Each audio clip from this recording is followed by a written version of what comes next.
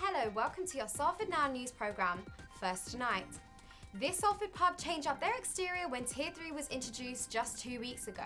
They started building sheds outside so you could have drinks and a substantial meal with members of your household.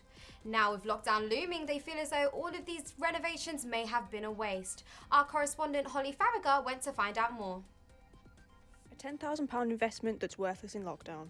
Started when Salford went into Tier 3 and finished just yesterday, these sheds were built to encourage customers to come to the Dockyard.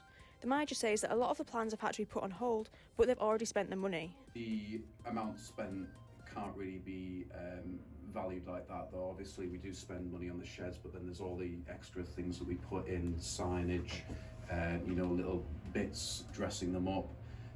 We also have suppliers coming in from various brands. A lot of the brand partners that we do a lot of business with are coming in essentially to dress the place up. They spend money on graphic designers, on your creatives, your artists and things like that. A lot of money has been spent essentially as a result of the new announcement. These sheds are supposed to be a secure space for people and their support bubbles to come and enjoy the pub while still social distancing. It's just one of the ways that the hospitality industry has adapted to life under Tier 3 restrictions, but now they're going to have to close under another lockdown. There's no lack of training, we train a lot, we make sure our staff are aware of the situation, and we all work quite diligently towards making sure that the spaces are safe, and the hospitality industry is feeling a little bit hard done by at the moment. Joe works full-time at the Dockyard after graduating from university last year. He says he's glad the government have extended the furlough scheme, which should see him through the next month without work. First coming back, everyone was a bit anxious to be working, I'm sure the public was a little bit. Then we saw an increase of custom right throughout August. The Out to Help Out scheme was massive. I think that was unheard of that we've ever had a Dockyard. How much custom we received during that time, and then to go from that back into these tiered systems, we saw a massive loss and a complete juxtaposition of what we've experienced throughout August, and we've suffered quite a lot in the past month or two. Nighttime economy advisor for Greater Manchester, Sasha Lord, is adamant that only 3% of positive cases are coming from the hospitality industry, but with new lockdown restrictions only 24 hours away, the future is looking gloomy.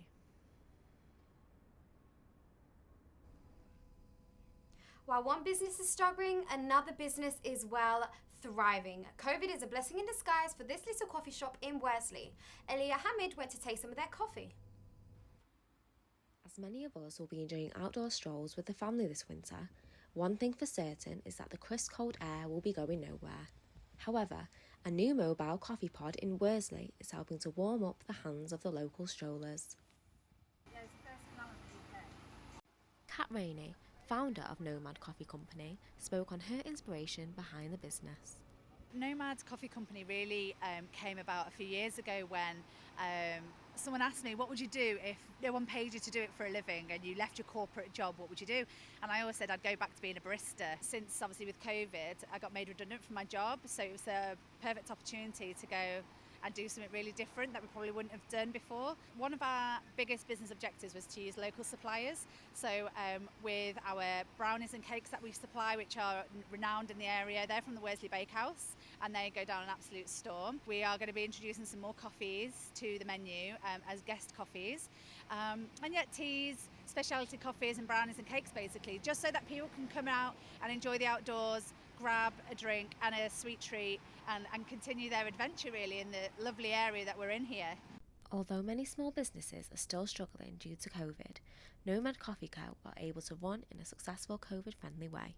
With the type of unit that it is, because it is mobile, it's outdoors, in terms of COVID, we're able to still serve, we're able to still do business, which has been really good for us. The local community are absolutely loving it. It brings people out at the weekends. We're normally only open Saturdays and Sundays, but opening at half term this week to give it a go to see if any families are out and about. Yeah, I've just actually just come here every day, to be fair with you. I've come for many years having a walk around. I mean, this snack bar, coffee pod, it's fantastic for the community, isn't it? I mean, especially the way things have been recently as well. You know, it's getting people out, you know what I mean? Probably getting people walking along the canal, which otherwise wouldn't do. You know, they've got a coffee in their hand and a burger or whatever, you know what I mean? So I just think it's great. The Coffee Pod are also supporting the Free School Meals campaign, offering each child a hot chocolate on the house. I grew up on a council estate myself, growing up, and in a one-bedroom flat with my mum. My dad was an alcoholic, and so I've sort of been there and seen it for myself. And for me, you know, obviously we don't do meals as such, but if a family is struggling financially during this time and they're thinking in the half term, what am I going to do with the children? It can be expensive to go on a day out with your child or family. So if we can offer a free hot chocolate to a child to enjoy the woods, get them out and about, have fresh air, get exercise as well, because that's really important as well, and enjoy a free hot chocolate, like it's not going to cost me that much money to be able to give them a hot chocolate and see them enjoying the outdoors during half term. There you go, guys, there's 2 marshmallows for you there. Alia Hamid, Salford Now. It's election day in America, with millions going to the polls and millions of votes already cast. This has been one of the most divisive campaigns in the history of elections. Earlier, I spoke to Kate Feld, an American journalist and writer living here in Salford. Kate votes by mail, which President Trump has been very critical of. I started off by asking her how that made her feel. Well, I think that's completely unreasonable. There are many reasons why people wouldn't be able to get to the polling place, and I think that the American government should be in the business of making it easy for people to cast their votes, not difficult.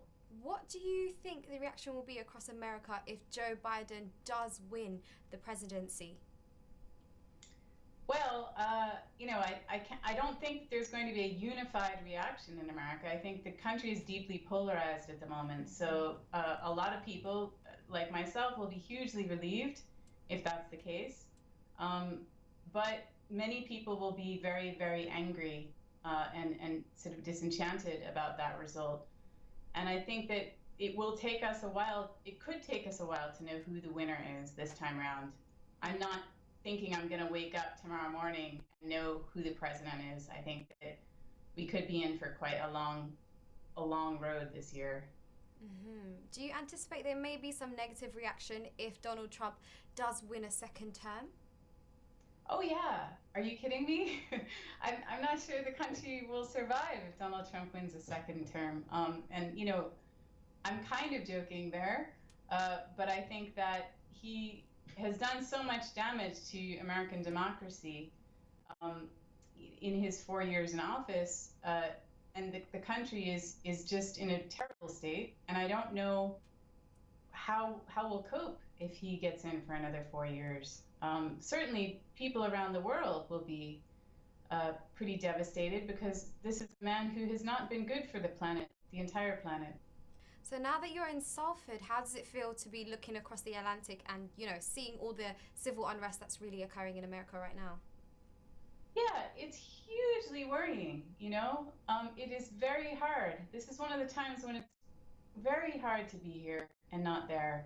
I still have family there, in, you know, my home state of Vermont, but also in places like Florida, Pennsylvania, California, Ohio. Some of these battleground states we hear about, where, you know, swing voters are going to be really important. And yeah, I'm real worried about what the result could be here, particularly because Donald Trump has said that he may not honor the results of the election, and he may be staying regardless. And, you know, I don't really know what that means. It sounds like a coup d'etat to me. So I'm sure very nervous about what's going to be happening in the coming weeks.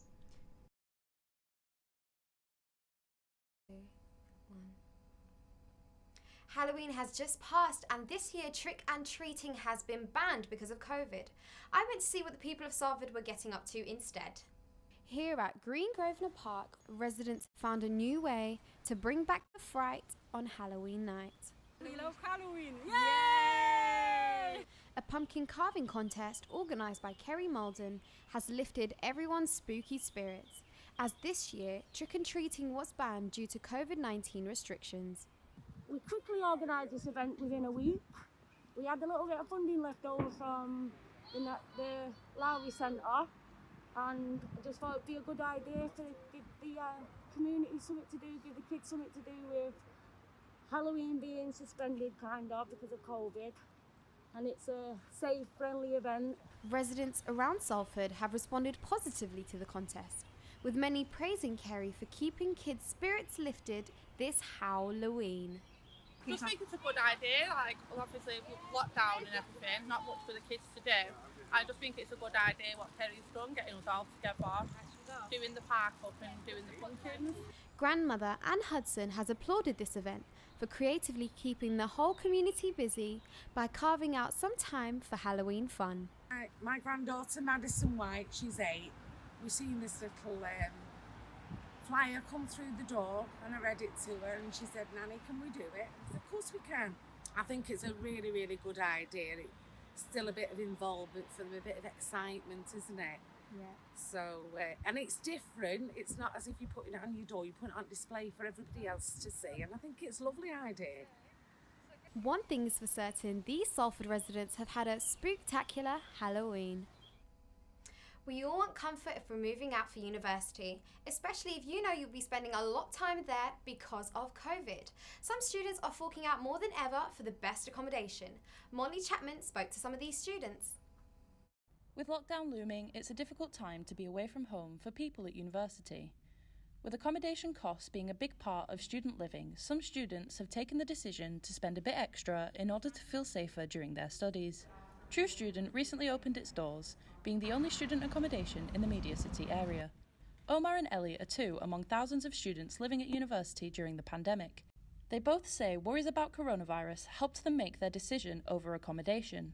I love the fact that you've got all these different facilities that you can go to study if you don't want to study in your room, if you're not feeling like it. The location is perfect because it comes back to the fact that if I want to go somewhere, there's somewhere nearby that I could go to. You know, for now, and especially now, everyone's kind of having to stay in, and it was something that I only kind of, as COVID was getting bigger, I only kind of made my decision on it then, because I was like, well, how much are we going to have to be inside anyway, so I want to be somewhere that's very nice. The average student rent cost in Salford, according to Save the Student, is £92 per week.